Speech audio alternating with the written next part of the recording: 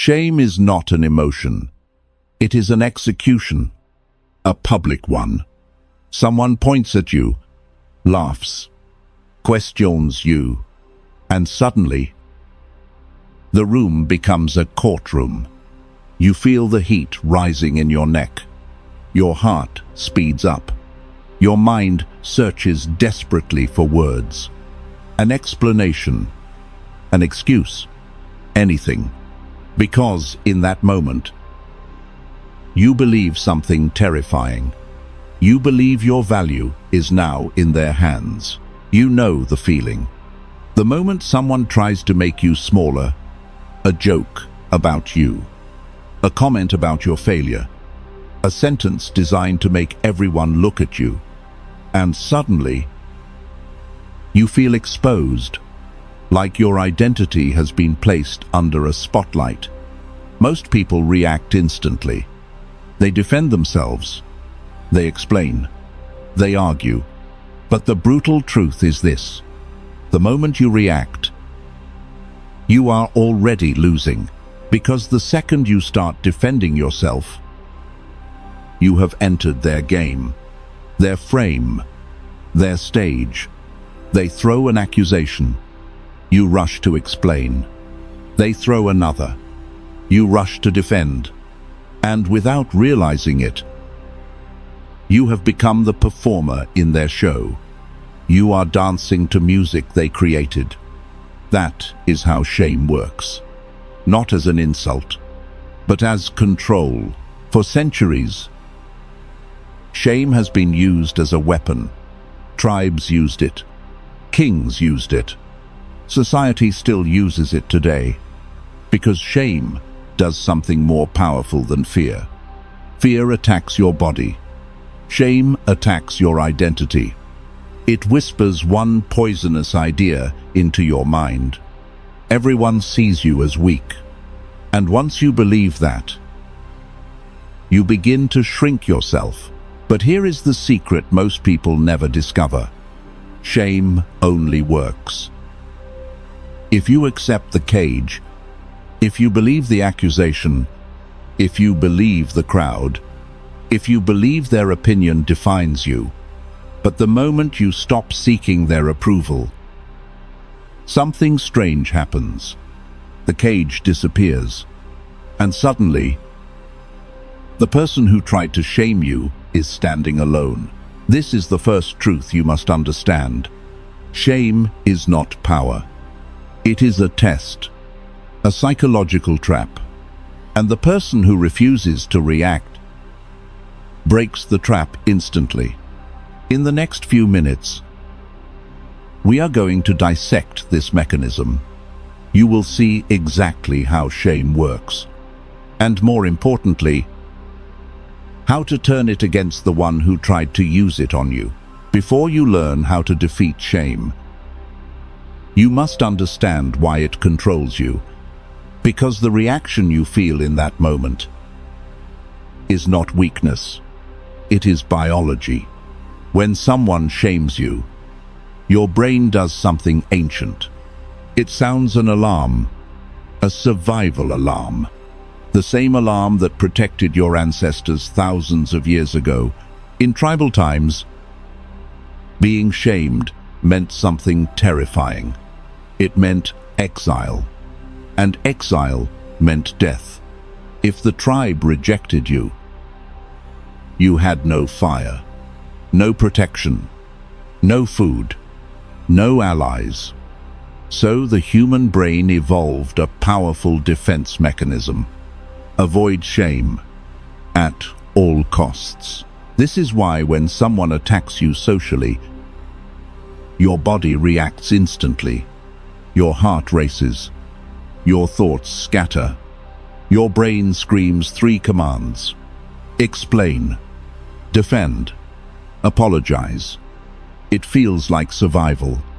But in the modern world, this instinct betrays you, because in social hierarchies, the one who reacts first loses power. The shamer understands this, even if they don't realize it consciously. They provoke. They poke, they insult, and they wait. They wait for the reaction, the anger, the embarrassment, because the reaction confirms their dominance. But here is the psychological twist. Most people believe the shamer is powerful. But look closer. Why would someone try to humiliate another person because they feel threatened? Because they feel insecure? Because they need to lower someone else, to feel higher themselves? Shame is rarely about truth. It is usually about hierarchy. The moment you see this, everything changes. Their insult is no longer a judgment.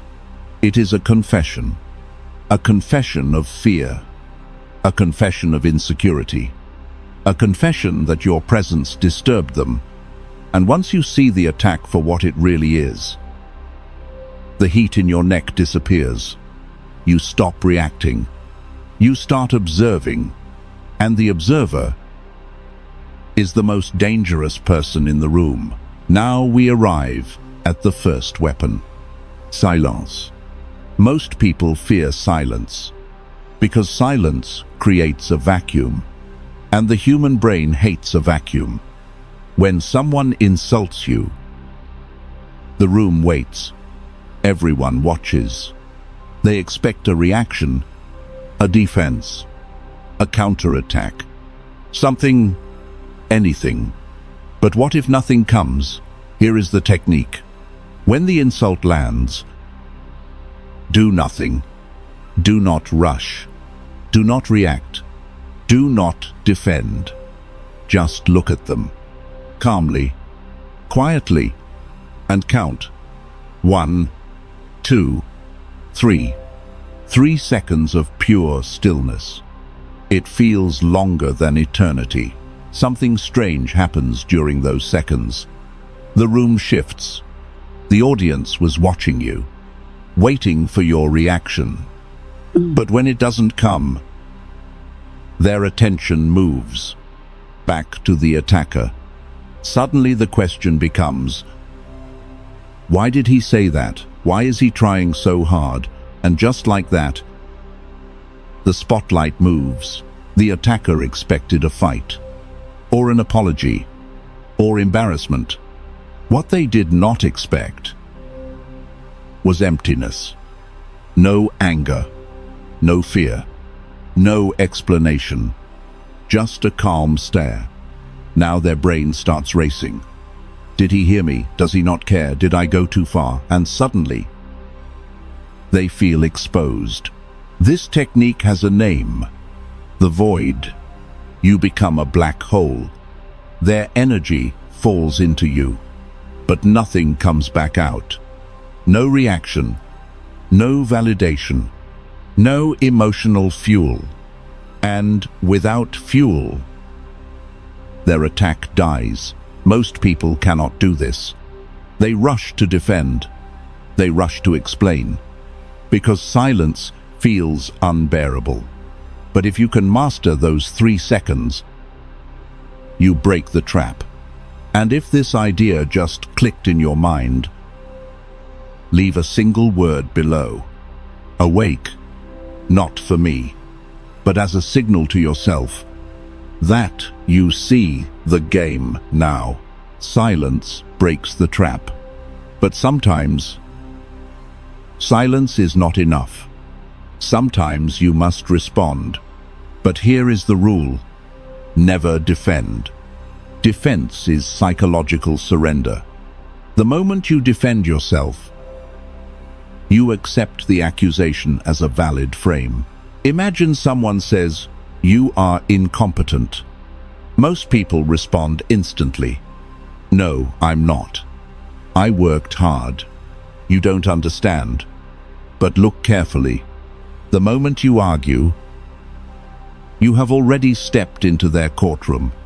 You are now a defendant. Kings do not debate their innocence. They observe. They analyze. They judge. This is the second weapon: psychological judo. Instead of fighting the insult, You redirect it. When someone attacks you, they throw emotional energy, anger, judgment, aggression. Most people throw energy back, but the strategist does something different. He redirects the force. He studies the attacker, not the accusation. Imagine someone says, "Wow, you really messed that up."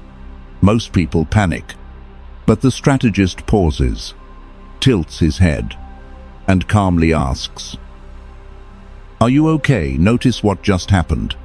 The conversation is no longer about you. Now it is about them. With one sentence, the frame flips. You are calm. They are emotional. You are stable. They look unstable, and the room can feel it, because the person who is defending is losing, and the person observing is winning. This is the secret. Shame only works when you accept the role of the accused. But the moment you become the observer, everything changes. The attacker is no longer the judge. They become the suspect, and the entire room starts watching them instead. There is another technique, more dangerous, more unexpected, because sometimes the insult is true. Maybe you did fail. Maybe you did make a mistake. Maybe the accusation touches a real weakness. This is where most people collapse, because truth mixed with humiliation creates the perfect weapon. But the strategist understands something profound.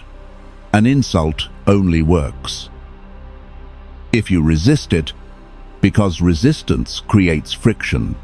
Friction creates tension, and tension feeds shame. Remove the resistance, and the weapon disappears. This is called agree and amplify. Someone says, "You're arrogant." Most people react. They defend. They justify. But the strategist does something different. He smiles, looks them in the eye, and says, I know. It's my best quality." In that moment, the weapon dissolves, because you just did the impossible. You accepted the accusation, but without shame. And when there is no shame, there is no power. Think about it. If someone calls you weird, and you say, "Yes, I am," what weapon do they have left? If someone calls you loud, and you say, "That's why people hear me," what can they do? You have stolen the blade from their hand. When you agree with an insult, you become untouchable, like rain on stone, like mud on glass. Nothing sticks, because shame requires one ingredient: your cooperation. Without it, the entire mechanism collapses. This is the paradox most people never understand. The more you hide your flaws, the more power others have over you. But the moment you own them completely, you become immune. Because the man who is not ashamed cannot be shamed. There is something most people misunderstand about shame. It is not a private attack. It is a performance, a social performance. The attacker is not speaking to you. Not really. They are speaking to the audience. They want something: laughter, approval, attention. They want the room to agree with them. They want the tribe to look at you and decide you are lower on the hierarchy. Most people make a critical mistake. They try to win the attacker. They try to convince them. They argue. They defend. But the attacker is not your target. The audience is. This brings us to a subtle weapon: the triangulation glance. When the insult lands, do not immediately look at the attacker. Look at someone else. Just for a moment. A tiny smirk, a raised eyebrow, a silent message. Did you hear that? In that moment, you create a bond with the audience. You turn the attack into a shared observation. Now the attacker is no longer dominant. They look desperate. They look like someone trying too hard. And in social power, trying too hard is weakness. Slow down. Lower your voice. Relax your body. Become the rock in the storm. Let them be the wind. The wind screams. The wind pushes. The wind exhausts itself. But the rock remains. When you understand this dynamic, social attacks lose their power. You stop fearing public judgment.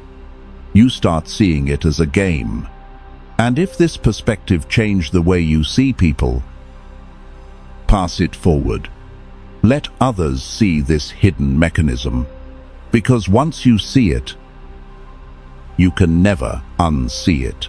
There is another type of attacker, more dangerous. Not because they are powerful, but because they are addicted to attention. These people do not care about winning. They only care about reaction. They are energy vampires. If you argue, they win. If you defend, they win. If you insult them back, they still win. Because every reaction feeds them. Anger, fear, frustration, all of it is fuel. For these people, there is only one solution. The nuclear option: erase them. Not physically, socially, psychologically. You behave as if they do not exist. They speak. You continue your conversation. They insult you. You sip your coffee. They try again. You look past them. Not at them. Past them. Like they are invisible air. This is not the silent treatment. That would mean they hurt you. This is something colder. Non-existence. Your brain does not register them. Your attention never lands on them. And without attention, they collapse. Think about it. An insult is an attempt to pull you down. But indifference creates distance. The distance between a mountain and an ant. The ant can bite. The mountain does not care. True dominance is not loud. It is quiet. It is the calm certainty that some voices do not matter. And once you reach that state, you stop fighting every battle. Because the most powerful move in psychology is deciding which games are not worth playing. All the techniques we discussed, the silence, the stare, the psychological judo, the indifference, none of them work. If something inside you is still fragile, because shame does not come from outside, it begins inside. The insult only hurts when it touches something you already fear. Your past, your mistakes, your insecurity, your doubt. That hidden voice inside your own mind. This is why true power requires shadow work. You must face the parts of yourself you tried to hide. Your flaws, your failures, your fears. Because the things you hide are the things others can use against you. But something strange happens when you face them. When you say, yes, I failed. Yes, I made mistakes. Yes, I am not perfect. Suddenly, the weapon disappears. Because shame needs one thing: secrecy. If you hide something, others can expose it. If you fear something, others can trigger it. But the moment you own everything about yourself, there is nothing left to expose. This is called the internal fortress. A mind so stable, External attacks cannot penetrate. A sense of self so clear, no outsider can redefine it. You know who you are, and because of that, no accusation can shake you. When you reach this level of self-knowledge, something changes in the way you walk. You no longer enter rooms hoping people will like you. You enter rooms curious about one thing. Do you even like them? The frame flips. You are no longer the one being judged. You become the judge. Silence is powerful. Indifference is stronger. But sometimes you must strike. Not emotionally, not impulsively, precisely, like a surgeon. Because a surgeon does not swing wildly. He makes one incision, and the entire system collapses. There is a rule to verbal power. Brevity. The longer you talk, the weaker you look. Long explanations sound defensive. Short sentences sound lethal. One sentence is enough. Here is the first strike. The who frame. Someone insults you. You look at them calmly and ask one question. Who are you trying to impress right now? That question does something devastating. It exposes the performance. It tells the room, this is not truth. This is theater. Suddenly the attacker looks desperate, and desperation destroys authority. The second strike is even simpler. The repeat command. Someone insults you. You lean slightly forward and say calmly, I'm sorry. Say that again. I didn't hear you. Now something strange happens. Insults work like jokes. They only work once. When someone repeats an insult, it sounds weaker, more petty, more childish, and most people cannot say it again. The third strike is the cruelest. The validation trap. Someone attacks you. You smile gently and say, I know things are difficult for you right now. Suddenly, you are not the target. You are the therapist. And they look like the patient. Most people think verbal battles are about words. They are not. They are about frames. The frame decides the winner. Who is confident? Who is emotional? Who is in control? Who is reacting? When someone attacks you, two frames appear. Frame 1, you defend yourself. Frame 2, you control the interaction. Most people step into frame 1. The weak frame, the losing frame. The strategist does something else. He reveals the frame. He exposes the game. He shows the room what is really happening. Because once people see the mechanism, the illusion dies. One of the most powerful sentences you can say is this: that was interesting. Not angry, not defensive, just curious. Now the attack looks strange, and the attacker looks unstable, because curiosity creates distance. Distance creates authority. You are no longer inside the conflict. You are studying it, like a scientist observing an experiment. And the attacker becomes the specimen. This is the ultimate shift. You are no longer trying to win arguments. You are managing social dynamics. You decide where attention goes. You decide what matters. And most importantly, what does not. The moment you master this, something changes. Insults stop feeling dangerous. Judgment stops feeling heavy. And people who try to shame you start looking very small. Here is the final truth about shame. Most people fear it. They fear being judged, rejected, mocked. laughed at. So they spend their entire lives trying to avoid it. But something strange happens when you fear shame. You become predictable. You become careful. You become obedient. You say the safe thing. You follow the crowd. You shrink yourself to fit inside the cage. And this is why shame is such a powerful weapon. It keeps people small. But the moment you stop fearing it, the cage opens. Not because people stop judging you, but because their judgment stops controlling you. People will still talk. They will still judge. They will still whisper your name. But something inside you is different now. Their voices no longer reach your center, because the real victory is not destroying your attacker. The real victory is this: their opinion stops defining you. You become self-governed, and a self-governed mind cannot be controlled by shame.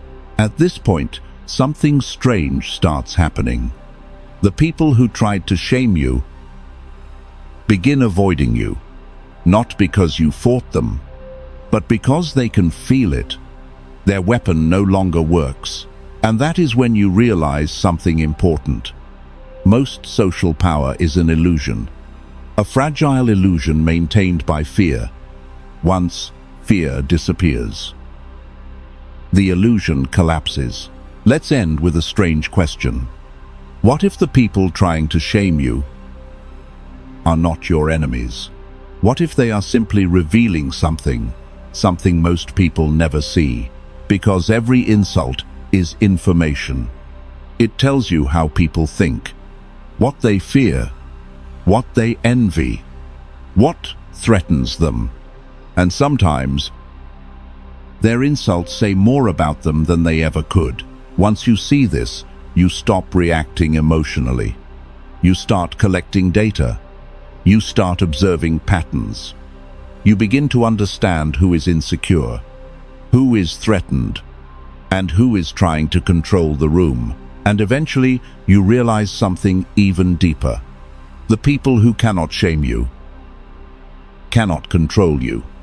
And the people who cannot control you start losing interest, because the entire system of shame depends on one illusion: that other people's opinions define your value.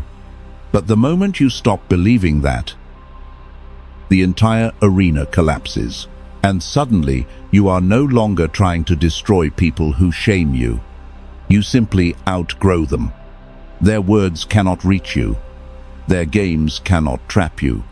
Their judgments no longer matter. If you made it to the end, you already know this path is different. It is the path of awareness, of psychological power, of seeing the hidden games most people miss. If this way of thinking speaks to you, stay close, subscribe, turn on the bell, and don't miss the next lesson.